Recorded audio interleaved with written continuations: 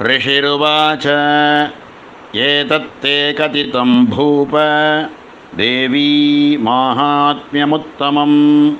एवं प्रभावा सा देवी य एदं धार्यते जगत् विद्या तथैव क्रियते भगवद्विष्णुमायया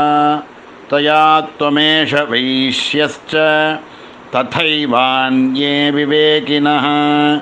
मोह्यन्ते मोहिताश्चैव मोहमेष्यन्ति चापरे तामुपैहि महाराज शरणं परमेश्वरीम् आराधिता सैव नृणां भोगस्वर्गाभवर्गदा मार्कण्डेय उवाच इति तस्य वचः श्रुत्वा सुरथः स नराधिपः प्रणिपत्य महाभागं तं ऋषिं तं सितव्रतं निर्विण्णोति ममत्वेन राज्याप्रहरणेन च जगामसद्यस्तपसे स च वैश्यो महामुने संदर्शनार्थमम्बाया नदीपुलिनमास्थितः स च वैश्यस्तपस्तेपे देवी सूक्तं परं जपन् तौ तस्मिन् पुलिने देव्याः कृत्वा मूर्तिं महीमयीम् अर्हणां चक्रतुस्तस्याः पुष्पधूपाग्नितर्पणैः निराहारौ यतात्मानौ तन्मनस्कौ समाहितौ ददतुस्तौ बलिं चैव निजगात्रासु गुक्षितम् एवं समाराधयतो स्त्रिभिर्वर्षैर्यदात्मनोः परितुष्टा जगत्तात्री प्रत्यक्षं प्राहचण्डिका देव्युवाच यत्प्रार्थ्यते त्वया भूप त्वया च कुलनन्दन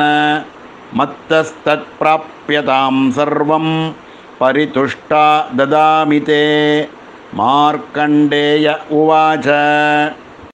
ततो वव्रे नृपो राज्यम् अविभ्रंशन्न जन्मनि अत्रैव च निजं राज्यं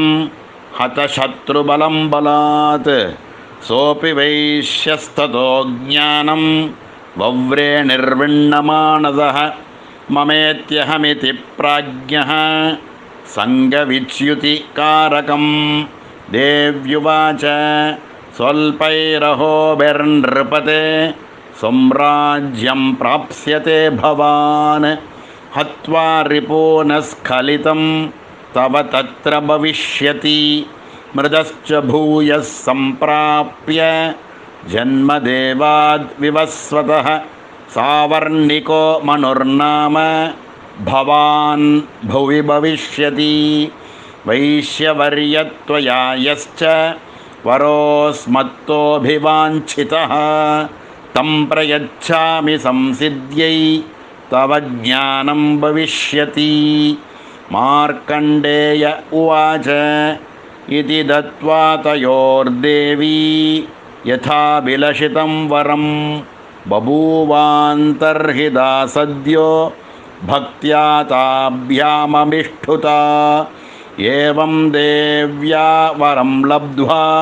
सुरतः क्षत्रियर्षभः सूर्याज्जन्मसमासाद्य सावर्णिर्भविता मनुः इति दत्त्वा तयोर्देवी यथाभिलषितं वरं बभूवान्तर्हिता सद्यो भक्त्या ताभ्यामभिष्ठुता एवं देव्या वरं लब्ध्वा सुरतः क्षत्रियर्षभः सूर्याज्जन्मसमासाद्य सावर्णिर्भविता मनुः